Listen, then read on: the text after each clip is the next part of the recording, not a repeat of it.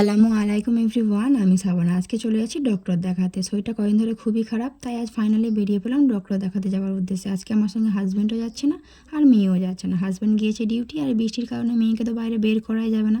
সকালে ভাই এসেছিলো আমাদের বাড়িতে, তাই ওর সঙ্গেই চলে যাচ্ছি ডক্টর দেখাতে। কারণ আব্বুজিদের বাড়িতেই ডক্টর দেখাতে যাব, ভাই এসে যারও সুবিধা হবে। আমরা আব্বুজিদের বাড়ি পৌঁছে গেলাম, অনেকক্ষণ ধরে বসেছিলাম। ফাইনালি এবার ডক্টর দেখাতে চলে যাচ্ছি। মেয়ে আসেনি তো কী হয়েছে, ভাইয়ের ছেলে তো পিছু ছাড়বে না। আন্টি তোমার সঙ্গে যাবো, তোমার সঙ্গে যাবো এইভাবে বললে ওকে কি আর রেখে যাওয়া যায়? আমরা গিয়ে অনেকক্ষণ ডক্টরের জন্য অপেক্ষা করার পরে ফাইনালি ডক্টর এসে গেল। আমি ডক্টরের কাছে দাঁড়িয়ে দাঁড়িয়ে আমার সব সমস্যার কথা বলছিলাম, আর উনি সব প্রেসক্রিপশনে লিখছিল। খুব টেনশন হচ্ছিলো কী লিখবে না লিখবে সেটা নিয়ে। ফাইনালি প্রেসক্রিপশন আমার হাতে দিয়ে দিল। উনি 2 রকম টেস্ট আর অনেক ওষুধ লিখেছে, সেটা নিয়ে টেনশানে ছিলাম।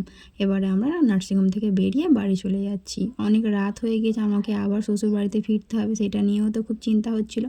হাজব্যান্ডকে কল করলাম, ওনার সঙ্গে কথাবার্তা বলে নিয়ে আমাকে এই বাড়িতে ফিরে যাচ্ছে। আমি বাড়িতে যাই, তোমরা আমার চ্যানেলটাকে সাবস্ক্রাইব করে দেবো বন্ধুরা। Bye bye.